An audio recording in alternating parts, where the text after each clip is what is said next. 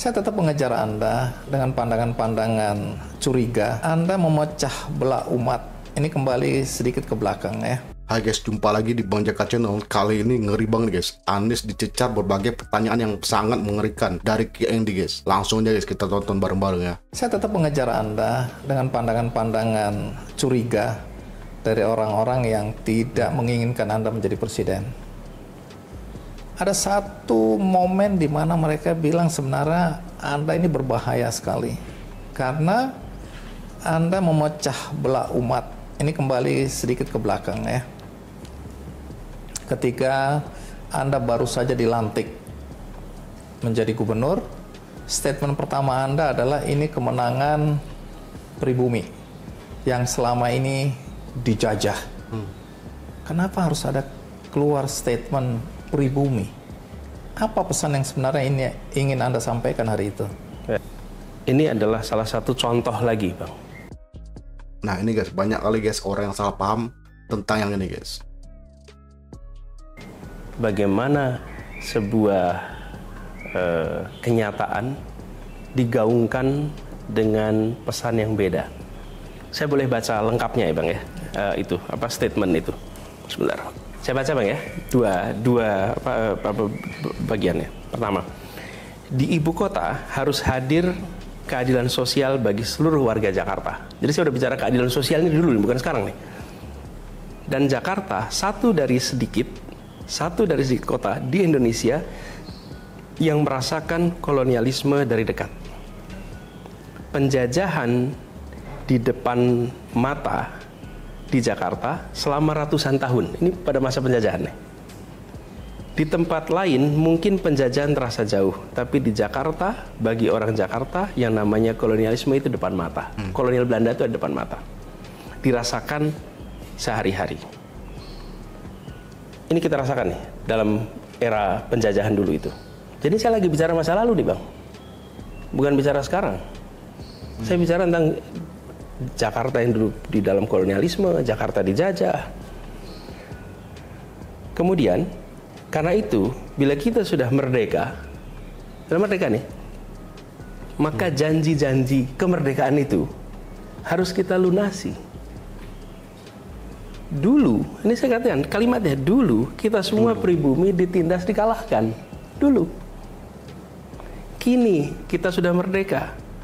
Sudah saatnya kita semua menjadi tuan di negeri sendiri. Dan saya sampaikan, kita semua pribumi dulu. Jadi saya sedang bercerita tentang peristiwa prakemerdekaan yang pada waktu itu memang ada stratifikasi. Tidak sama sekali tidak bicara tentang kemenangan pribumi, sama sekali tidak ada. Ini bicara tentang masa itu. Mereka yang tidak percaya dengan penjelasan Anda ini, ya, karena Anda dibilang gubernur yang pandai mengolah kata, Anda mengambil spesifik statement itu dengan merefleksikan apa yang terjadi di zaman penjajahan. Itu menjadi ada konteksnya ketika yang Anda hadapi dalam kompetisi adalah Pak Ahok yang keturunan Tionghoa. Sehingga orang tidak bisa lagi melihat apa yang Anda sampaikan sebagaimana yang Anda maksudkan. Ini adalah simbol-simbol pernyataan Anda bahwa Tionghoa adalah penjajah, sekarang pribumi yang mengambil alih kota Jakarta. Itu kan bisa diartikan seperti itu pesannya. Boleh jika sesudah itu saya tidak bertugas. Oke? Sesudah itu saya bertugas. Sesudah saya bertugas di Jakarta, apakah dalam bertugas diskriminatif? Apakah dalam bertugas menunjukkan sikap membeda-bedakan? Kalau sangkaan itu benar, maka selama saya bertugas ada diskriminasi, ada pembedaan. Nyatanya tidak. Justru merangkul semua. Sekali lagi, orang yang tidak menghendaki Anda jadi presiden ini ya, punya argumentasi berkaitan dengan Anda selalu menyebut serem.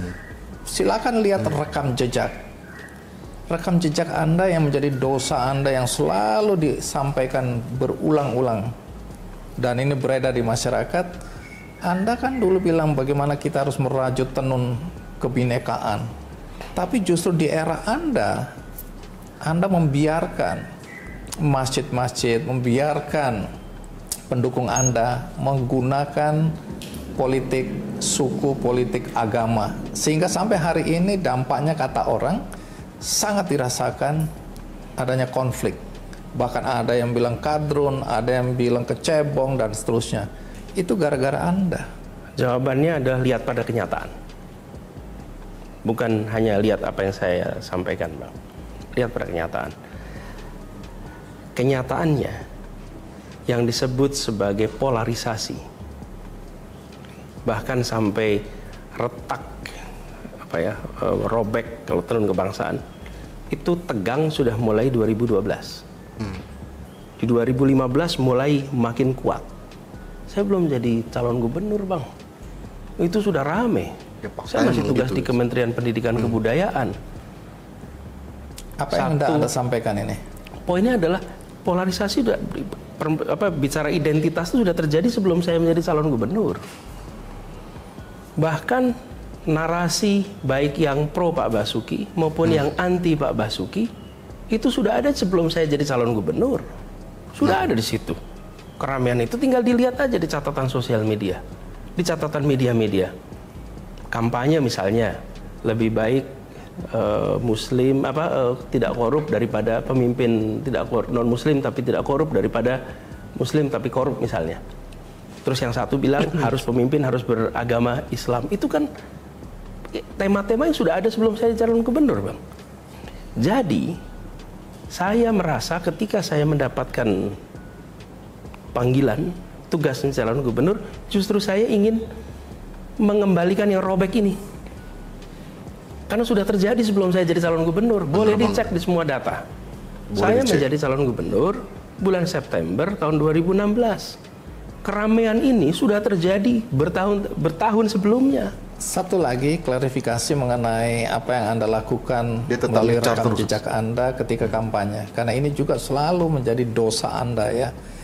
Yaitu ketika Anda membiarkan pendukung Anda ya menggunakan isu agama ini. Anda tidak pernah melarang, bahkan di masjid-masjid ada tulisannya tidak mau mensolatkan orang-orang yang memilih pemimpin yang non-Muslim. Anda diam aja tuh. Jadi Anda membiarkan sebenarnya keadaan ini dan Anda mengambil manfaat dari situasi yang menguntungkan Anda ini. Pertama soal sebagai sebutan istilah sebagai dosa, dianggap, saya rasa bukan sebagai dosa. Itu mereka mencoba melabelkan itu. Kenyataannya, Bang, ketika muncul isu ada pelarangan menyolatkan jenazah, saya datang ke tempat itu. Saya mengecek ke tempat itu. Saya menulis surat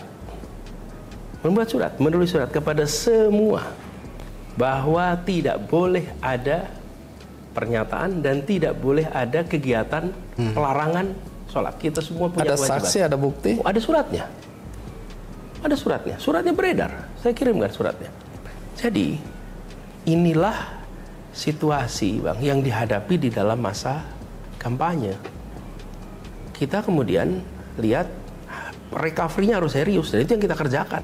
Anda tahu bahwa di media sosial Anda sering jadi olok-olok karena rekam jejak Anda. Anda kan selalu bilang, lihat padahal berat saya ditanya, dicecar dengan pertanyaan yang nggak. Padahal berat saya pertanyaan yang dicecar sama KND. Padahal itu belum tentu Anies lakukan, tapi Anies tetap santai guys ya, dia tetap senyum. Itu yang aneh guys. Rekam jejak aja, dan kemudian di media sosial rekam jejak Anda yang ditampilkan itu yang buruk-buruk. Saya mulai dari sumur resapan. Dulu Anda bilang bahwa ini akan merupakan solusi untuk mengurangi banjir di Jakarta. Tapi kemudian yang muncul ke permukaan kan sumur-sumur resapan yang hancur lebur, berantakan, dan merusak jalanan. Dan itu menjadi bahan tertawaan. Bagaimana Anda menjelaskan soal sumur resapan yang Anda anggap sebagai solusi mengatasi banjir Jakarta ini? Sumur resapan adalah solusi, itu adalah masa depan, dan konsep Sponge City adalah konsep yang sekarang diadopsi di semua kota-kota. Berarti konsep Sponge City. This is the future. Jadi kita bangun di Jakarta ini sumur resapan dan harus diteruskan nih program sumur resapan ini. Saya bersyukur program ini sekarang kan diteruskan. Kenapa sumur resapan ini merupakan solusi? Bahkan saya dengar di IKN ini akan digunakan juga konsep sumur resapan ini. Jadi Jakarta itu adalah kota yang penuh dengan cekungan-cekungan, Bang. Karena itu kita punya banyak tempat yang dulunya rawa. Rawa bebek, rawa belong, rawa mangun. Itu semuanya adalah rawa-rawa, tempat yang rendah. Saya beri ilustrasi aja. Di ITC Fatmawati dengan Jalan Fatmawati itu turun ke bawah jalan raya, itu turun ke bawah bisa sampai 1,5 meter jalannya.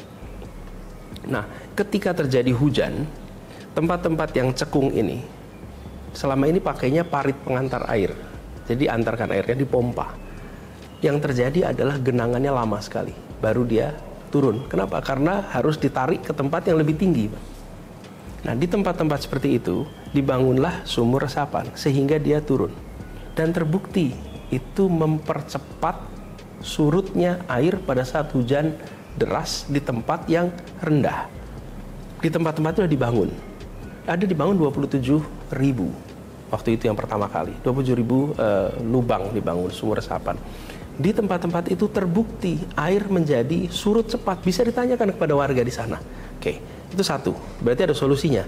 Yang kedua, apakah sempurna? Tidak, Bang. Apa tidak sempurna? Sebagian pelaksanaan kontraktor itu ada yang dikerjakan dengan rapi, ada yang tidak rapi. Ini kelihatan di lapangan nih. Ya, kita bangun 27.000, ya kalau ketemu ada 50 yang bermasalah sangat mungkin. Nah, 50 inilah yang difoto, 50 inilah yang kira-kira ya, yang digandakan dan diramaikan. Tapi program secara umumnya itu berhasil. Ini bukan kata saya, kata warga juga yang di situ.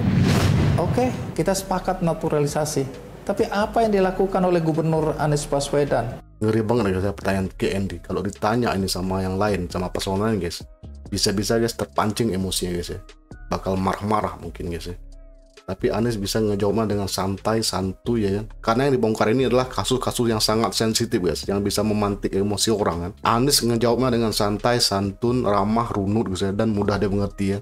Dan dia membantah semua tuduhan-tuduhan tersebut guys. Itu fenomena ketika Capres 2019 kemarin guys ya. Kemudian sebelum Anies mencalonkan jadi gubernur Jakarta ya kan, itu udah terjadi konflik seperti konflik agama yang Ahok lakukan. Di antaranya adalah ketika Ahok menyebut soal Al-Maidah kemarin guys. Jadi itu kan umat muslim semua marah semua guys ya. Dan itu telah terjadi sebelum percalonan Anies jadi gubernur Jakarta guys ya. Jadi memang saat itu situasinya memang udah seperti itu guys ya. Jadi udah berat dengan isu-isu yang seperti minoritas dan agama itu guys ya. Malah Anies mengaku bahwasanya dia ingin memperbaiki itu semua guys. Mantap-mantap guys. Oke guys, bagaimana pendapat kamu? Silahkan berikan tanggapan, sanggahan, opini, dan kritik di kolom komentar. Semoga itu bermanfaat bagi kita semua dan menjadi referensi bagi yang lain. Saya cukupkan video sampai sini. Sampai jumpa lagi di video selanjutnya. Wassalamualaikum warahmatullahi wabarakatuh. Jadi Anies itu guys dicecar, dikritik oleh Kick Andy dengan asumsi orang lain ya. Itulah yang ditanya dan Anies menjawabnya dengan runut, mantap, jelas guys ya, dan sesuai fakta dan data juga. Makanya semua dosa-dosa Anies yang disebut ke Andy ini itu salah semua guys ya. Itu hanya asumsi dari lawan politik Anies saat itu guys, bukan fakta dan data yang sebenarnya ya. Jadi lawan politiknya itu sengaja membuat Anies seperti itu ya kan, agar Anies tidak terpilih jadi gubernur. Seperti itu lah guys ya.